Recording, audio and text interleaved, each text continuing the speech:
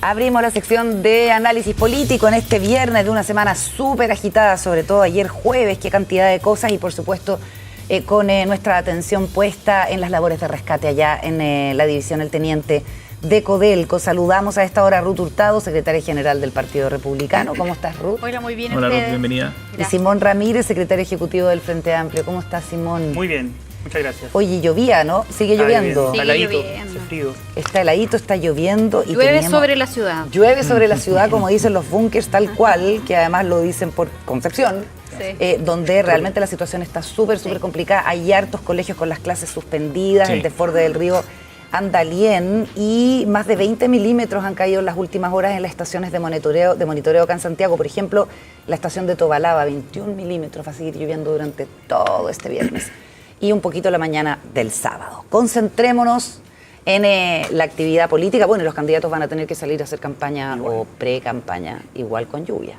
Llueve, llueva, truene o relampaguee. No somos ni de sal ni de azúcar, así que salimos igual con lluvia. Me trueno gustó y ese relámpago. dicho. Está bueno eso. Está buenísimo.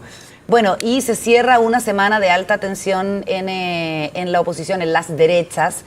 ¿Se puede dar por superado, Ruth, lo que ocurrió entre Evelyn Matei y José Antonio Kast? Porque el encuentro ahí en el Hogar de Cristo el día miércoles, en que tú estabas al lado del candidato, fue, por decir poco, gélido entre ambos. Sí, mira, las tensiones ya estaban superadas. Nosotros habíamos dado vuelta a la página hace bastantes días atrás y creemos que hoy día lo importante es trabajar en unidad, con tranquilidad, y que el debate sea sobre las propuestas, sobre las ideas de cada uno de los candidatos. La ciudadanía igual está un poco cansada de repente con estas peleas entre los políticos y creo súper importante que la gente vaya conociendo cuáles son las propuestas de cada uno de los candidatos. Ayer lo veíamos también en el debate de la SOFOFA. Si bien hay coincidencias en cuanto a los pilares fundamentales que va a tener cada campaña en materia de crecimiento económico y seguridad, pero obviamente cada uno tiene matices distintos, propuestas diferentes para enfrentar este estancamiento económico que tenemos y la crisis de inseguridad que vivimos hoy día en Chile. ¿Ustedes pensaron que Matei se iba a querellar? O sea, perdón, ¿iba a denunciar efectivamente a José Antonio Kast? ¿O no les extrañó que, digamos, se echara para atrás? Mira, nosotros lo señalamos en que cada persona tiene la libertad de ejercer las distintas acciones legales, judiciales, que estime conveniente si se ve dañado, vulnerado, ¿cierto? Pero teníamos la intención de que esto no ocurriera porque finalmente tú lo que haces es cambiar el foco de una campaña que tiene que estar centrada en las ideas y no con candidatos yendo a tribunales. Sería muy lamentable además, pero creemos que es importante avanzar. Es lamentable lo que pasó, los ataques, obviamente eso nosotros lo hemos dicho, que no nos parece bien, que el debate no solo en persona, sino que también en redes sociales tiene que estar centrado en discusiones de fondo y estamos avanzando en aquello. ¿Cómo lo ve Simón Ramírez desde el oficialismo? O sea que la noticia, la felicidad con la que termina la semana sea que no se judicializa una campaña de fake news, bot, violencia digital. Creo que habla mucho también de cómo se está enfrentando esta campaña desde la derecha. O sea, por un lado tenemos al candidato de la ultraderecha, José Antonio Kast, que replica las técnicas de la ultraderecha en general, poniendo como herramienta central de sus campañas la desinformación, las mentiras. Y por otro lado, tenemos una candidata Matei, que supuestamente dentro de su perfil es planteada como una persona con arrojo, con convicciones, que va hasta el final, que al anuncia a Chile una querella por los ataques que estaba recibiendo y se demoró 24 horas en echarse para atrás luego de que no fue capaz de ordenar a su bancada. Los parlamentarios de Chile Vamos salieron a decir que ojalá no se querellaran y también la vemos nuevamente subordinada, digamos, al empresariado. Juan Sutil también saliendo por la prensa pidiendo que ojalá no se querellaran. Entonces, da cuenta de un estado general de una fragmentación muy profunda en ese sector, tan profunda que terminó Johannes Kaiser llamando a poner paños fríos. O sea, así es de irónica la situación y el estado en el cual se encontró la derecha esta semana. Nosotros creemos que en realidad da cuenta de una primera cosa, que es que no le están ofreciendo a Chile capacidad de gobierno. Es evidente, y esto es lo que hemos aprendido en el oficialismo, no bastamos solos, por lo tanto lo que hay que poner en el centro es la unidad para poder gobernar, para poder tener mayorías parlamentarias. En la derecha hay fragmentación, no tienen la capacidad de ordenarse ni de ni siquiera saludarse prácticamente los candidatos. Y creo que eso le ofrece a Chile muy bajas capacidades de poder gobernar un país con las dificultades que hoy día Chile está enfrentando. ¿Tú crees que hay algo más de fondo, más que solo la tensión de campaña, digamos, estrategia específica? La derecha no ha sido capaz, como se ha hecho desde hace mucho tiempo, no han sido capaces los candidatos de sentarse a tomar un café. Partimos esta conversación hablando del gélido saludo entre los candidatos más competitivos de la derecha. No fueron capaces de ponerse detrás de una lista única, no han sido capaces de acordar una primaria, por ejemplo, no fueron capaces de hacerlo. Y en realidad lo que vemos es una competencia muy ardua, donde lo que predomina es esta fragmentación, los ataques, campañas de desinformación y eventualmente incluso casi judicialización de estos procesos. Entonces, creo que esa descomposición y fragmentación en la derecha es muy profunda y eso es un anuncio que están haciendo a Chile. O sea, es tan poca capacidad de unidad que tienen que ni siquiera han sido capaces de garantizar, en el caso de Matei, por ahora, que votaría por José Antonio Kast en segunda vuelta. Ruth, ahora, por lo menos estas tensiones tienen consecuencias desde el punto de vista de la negociación parlamentaria, me imagino, ¿o no? No, ninguna. Ninguna. La turbulencia no. No, pero hay pactos de omisión. Sí, en no, fíjate que Claro. nosotros en eso no estoy de acuerdo, obviamente, con Simón, porque él dice no han sido capaces de ponerse de acuerdo. Nosotros estamos trabajando muy de la mano con las directivas de los demás partidos. Hablar de lista única, la verdad es que es poco real, porque no nos olvidemos que en la oposición no está solo el Partido Republicano y los partidos de Chile Vamos. Habían cuatro partidos que quedaban fuera y que eso iba a generar que lejos de esta aspiración que nosotros tenemos de que vayan 2 listas, hubieran ido 4 listas. Y eso sí era perjudicial para nuestro sector y es por eso que hemos insistido en la composición de estas 2 listas en donde demócratas, amarillos, vayan con Chile Vamos y por el otro lado, cierto, la derecha, libertarios, social cristiano y nosotros en otra lista. Y creemos que eso es lo mejor para dar una sana competencia. Y en cuanto a las regiones que son binominales, que son 4, nosotros tenemos un acuerdo ya y hemos iniciado conversaciones, estas conversaciones no se han paralizado. Y no vemos con ninguna dificultad, digamos, quien pasa a segunda vuelta, el apoyo que vayamos a tener de los políticos de distintos partidos. Esta semana lo vimos, distintos personeros de Chile Vamos salieron diciendo que ellos no se perdían en una segunda vuelta, y si era José Antonio el que pasaba una segunda vuelta, ellos iban a estar con toda la fuerza, el ánimo y la voluntad colaborando para que la continuidad de este mal gobierno no gane, digamos, en las elecciones de diciembre, y en eso estamos muy convencidos todos en que hoy día tenemos que enfrentar con mucha fuerza una segunda vuelta, sea quien sea el candidato de oposición que pase, para ganarle, cierto, a esta izquierda más radical que quiere gobernar nuestro país. Bueno, y la candidata del oficialismo, Janet Jara, presentó ayer a los integrantes de su comando, ¿cierto? ¿Por qué no damos una mirada? Entre las cosas más llamativas está la conformación de su equipo económico, con Luis Eduardo Escobar, con Osvaldo Rosales, que por lo pronto una de las críticas que se hace es que apoyaron los retiros, ¿cierto? Y también otras figuras que entran... Cambiaron de cargo. Para entrar más sutilmente. Exactamente, estamos hablando de Marcos Barraza. ¿Cómo lo ves desde el Frente Amplio, que ha tenido también sus incorporaciones? Pues Camila Miranda está en un rol bien destacado. Bien, muy bien. Creo que da cuenta del proceso que está llevando Janet Jara hasta ahora, que ha sido marcadamente unitario, de ampliar la coalición, de generar las condiciones para tener un gobierno de mayorías, que contrasta fuertemente con lo que estábamos hablando recién de la situación de la derecha. Frente a esa fragmentación, lo que ofrece el oficialismo, el progresismo y la izquierda es unidad, amplitud en el progresismo, y que eso también se ve reflejado en este arco de apoyo detrás de Janet Jara, que también se ve reflejado luego en cómo se conforma su comando, y creo que ella hace un ejercicio muy delicado de poder lograr representar las distintas sensibilidades de la coalición, pero al mismo tiempo con calidad técnica y política de los equipos, y eso va acompañado de una lista única que va avanzando a paso firme, donde todas las mismas fuerzas que están detrás del gobierno de Janet Jara van a tener representación parlamentaria, y por lo tanto aspiramos a tener un gobierno de mayoría. Esta vez precisamente a propósito de lo que permite o lo que premia, entre comillas, el sistema DONT a la unidad más amplia, y eso es lo que estamos buscando, y creemos que en ese sentido va muy bien encaminado. El comando refleja bien eso. Se habló de ciertas demoras en el proceso, y me parece que en realidad lo que ha habido es tener un proceso que bien reflexivo, que permitió que decantaran los procesos políticos que estaban en curso. El fin de semana recién pasado fue la Junta Nacional de la Democracia Cristiana y creo que eso fue un hito muy, muy significativo, no solo porque la democracia cristiana se suma a la candidatura de Jara, sino que porque además dan una señal política muy clara de decir los dos pies de ese partido, están puestos en el progresismo y lejos de la derecha. Y eso creo que es muy significativo. Simón, ¿y están todos aquellos que les hubiera gustado que estuvieran? Porque trascendió, por ejemplo, en su momento que podía sumarse Nicolás Eizaguirre en el equipo económico, que hubiera estado Álvaro García, eventualmente, representando al mundo de Carolina Toá, Paula Benavides, en fin. ¿Están los que querían que estuvieran? Es que hay dos discusiones ahí.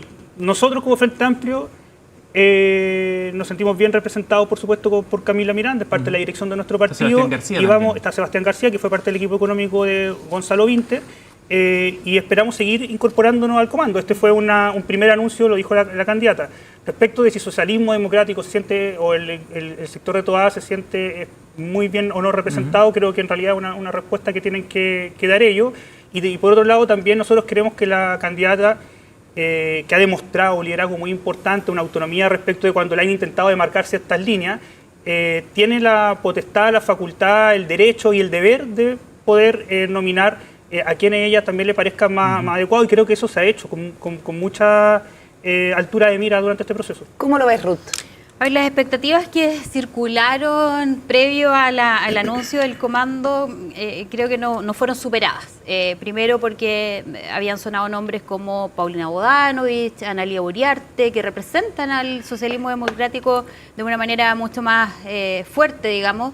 Incluso algunos integrantes del comando de Carolina Toá, y vimos que finalmente, pese a todo el discurso de la unidad, de hacer esfuerzo de que se vea transversal, finalmente es más bien el Partido Comunista y el Frente Amplio quienes están integrando de manera más fuerte el comando.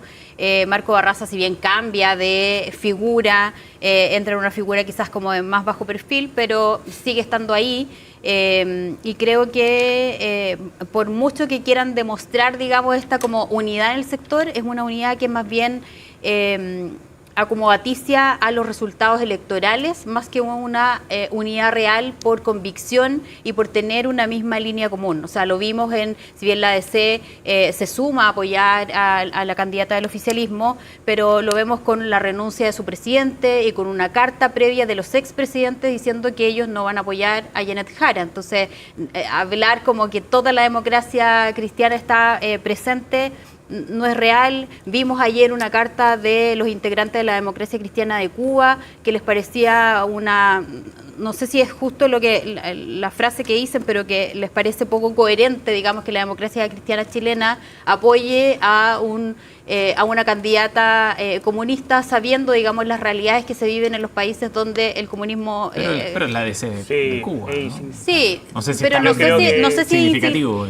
Sí, pero ¿sabes qué? Yo creo pero hay que una aquí... fractura importante en la sensibilidad de Yo creo que no podemos menospreciar ni ningunear o bajarle el perfil a personas que han visto cómo, digamos, en sus países estos modelos que se instalan como democráticos finalmente llevan aparejado un totalitarismo bastante fuerte en sus países, y creo que escucharlos a ellos también es importante, porque hemos visto la poca claridad del Partido Comunista. Yo estuve hace poco con su presidente, en donde ellos no son capaces de reconocer que en países como en Cuba u otros no hay democracia, que son los pilares que decía, no sé, el presidente de la ADC. Nosotros tenemos 3 pilares que para nosotros son fundamentales: el respeto de los derechos humanos, el tener una visión cristiana y el crecimiento económico, la libertad económica.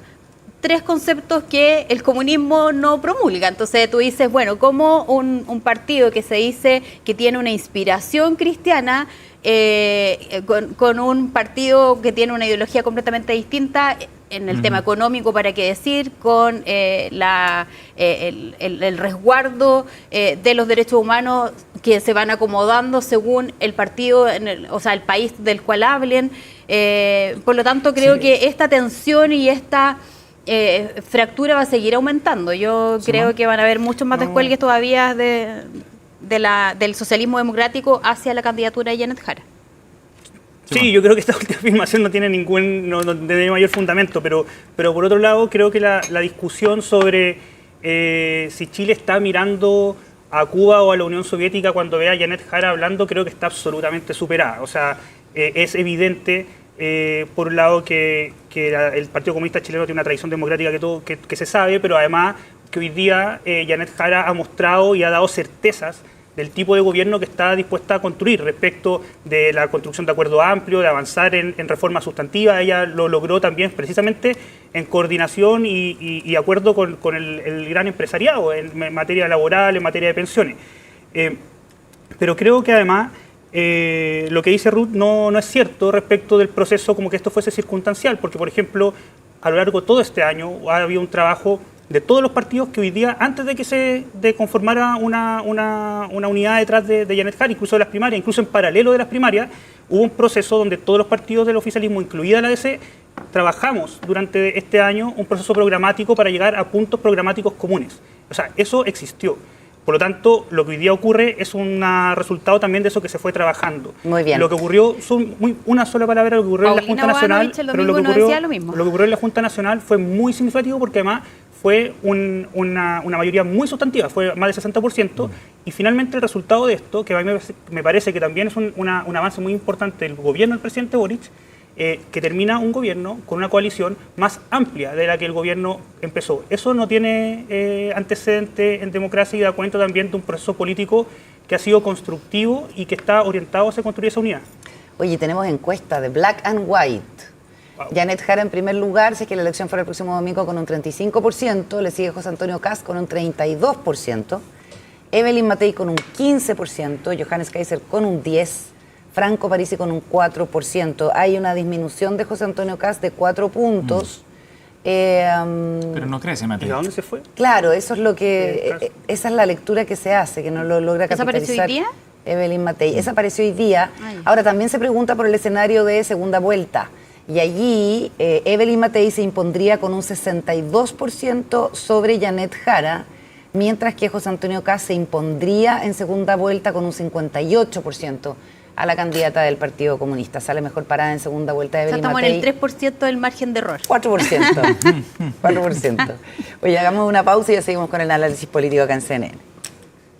Ya estamos de vuelta en CNN Chile Radio, 10 de la mañana con un minuto. Simón Ramírez y Ruth Hurtado están con nosotros en Voces del Poder aquí en CNN Chile Radio. Y queríamos invitarlos a conversar de un tema internacional que es bien interesante a propósito del realce que ha tenido la figura de Nayib Bukele en la política latinoamericana en general. Ha sido tema también acá en Chile. Y es el personaje internacional, el líder internacional más apreciado por los chilenos, de acuerdo a distintas encuestas. Y Bukele, de acuerdo a lo que se ha reportado, y su sector han aprobado en el Congreso de El Salvador una controvertida reforma que permitiría la reelección presidencial. Él está limitado por la Constitución vigente a un segundo mandato, pero esto le permitiría una reelección presidencial indefinida. El oficialismo de El Salvador fue el que aprobó este cambio, que extiende además el periodo presidencial de 5 a 6 años y elimina la segunda vuelta de las elecciones. Una reforma que tuvo 57 apoyos de los 60 parlamentarios del Congreso. Imagínate, hay una parlamentaria que no estaba de acuerdo, que aparece con un cartelito que dice: este día murió la democracia. Es hora de estar en la cárcel. ¿Qué les parece, Ruth, dado que el Partido Republicano ha expresado y José Antonio Kast su admiración por la gestión de Bukele? Sí, nosotros en ese sentido hemos sido bien claros en decir que hay ciertas políticas públicas del presidente de El Salvador que han sido positivas, sobre todo lo que tiene que ver con la lucha con el crimen organizado, el narcotráfico, y en ese sentido, de hecho, José Antonio junto a un equipo visitó El Salvador para conocer todo el sistema carcelario y básicamente varias de esas ideas son las que nosotros presentamos este lunes en el plan Cancerbero, porque creemos Pero que... específicamente sobre esta medida, sobre No, que el sobre esta Congreso medida, salvadoreño no. apruebe la reelección indefinida. No me parece sano para la democracia que haya reelecciones de manera indefinida. Creo que esto lo vimos en Bolivia en algún minuto, o cuando hay grupos que quieren perpetuarse en el poder, eso le hace daño a la democracia. Y en Venezuela también ocurrió. en Venezuela, bueno, y en otros países. Creo que eso no es bueno. Yo creo que es bueno cuando hay continuidad de los gobiernos con distintos rostros, que es una aspiración que nosotros, por ejemplo, tenemos. José Antonio dice siempre, para nosotros va a ser importante no solo derrotar o dar esta lucha contra el crimen organizado, entregar un país más seguro, un país más creciente, sino que además entregar la banda presidencial a alguien que sea del sector. Y eso no significa que vamos a hacer una reforma para que José Antonio se siga repostulando de manera continua. Sabemos que aquí los presidentes después de un periodo se pueden repostular, pero creo que eso le hace daño a la democracia, hay que hacer cambios. ¿Tiene un perfil autoritario Bukele entonces para usted? Yo no lo conozco mucho en cuanto a su función. Pero en base a las decisiones que ha tomado, a la aprobación de esta reforma. Mira, yo creo que lo hace también pensando en que en la situación que estaba El Salvador, en cuanto a las malas decisiones de los gobiernos anteriores, que fueron avanzando más bien en tener narcoestados o estados muy penetrados por el crimen organizado. Me imagino que en ese afán de proteger su país y de que la gente hoy día se sienta mucho más segura, mucho más libre, que la gente hoy día puede transitar en la noche por la calle, quiera resguardar, digamos, esas políticas públicas que le han dado al país mayor crecimiento y mayor seguridad. Pero eso no quiere decir, digamos, que te vas a perpetuar en el poder para lograr eso, porque ahí podrías buscar un rostro que pueda generar ese cambio también. Sí, yo lo invito a ver los resultados económicos del régimen salvadoreño, porque son pésimos. O sea, el país no ha crecido de manera significativa, ha tenido un estancamiento en materia económica. Y el gran posicionamiento de Bukele tiene que ver con precisamente su carácter mediático y autoritario. Y esto es algo muy típico que hace la derecha en Chile, que es que separa, que es lo que acaba de hacer Ruth, digamos, que separa el régimen político de las políticas públicas. Y no son separables. Es como lo que muchas veces se dice de la dictadura chilena. Yo condeno la violación a los derechos humanos, pero estoy muy a favor del régimen económico que se instauró. No son separables.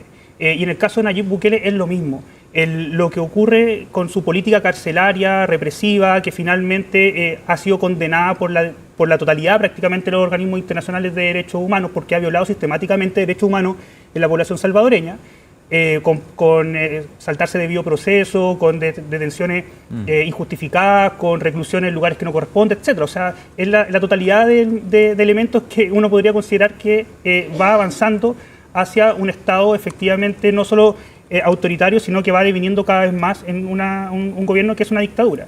Y por lo tanto, a nosotros nos parece que es absolutamente condenable lo que está ocurriendo. Es un gobierno que nosotros debiésemos estar lejos de estar mirando, y da cuenta también de un fenómeno que es un poco más profundo, que en Chile también ocurre y que yo creo que está ocurriendo también a nivel global. Pero acá en Chile se habla mucho de una supuesta polarización de la política, y en verdad lo que ocurre es que hay un sector de la política, que es la derecha, que se ha vuelto extrema, y que mira estas políticas que le llama seguir estas conductas, y que le llama, o sea, lo que dice Ruth, y Kast ha ido de paseo sistemáticamente a El Salvador, a Hungría, han reivindicado el gobierno y las políticas de Trump, es amigo de Bolsonaro, quiere hacer de Chile una sucursal de esta internacional de ultraderecha. Y eso nos parece que es peligroso y da cuenta de cómo la derecha en el mundo y en Chile también se ha vuelto extrema. Y mientras tanto, lo que nosotros planteamos desde el gobierno de Gabriel Boric, y es la continuidad que buscamos con Janet Jara, es darle estabilidad política al país, orden político al país, avanzar en reformas que están en el marco de una agenda progresista que avanza progresivamente en aumentar derechos, en profundizar la democracia. Entonces, no hay tal polarización.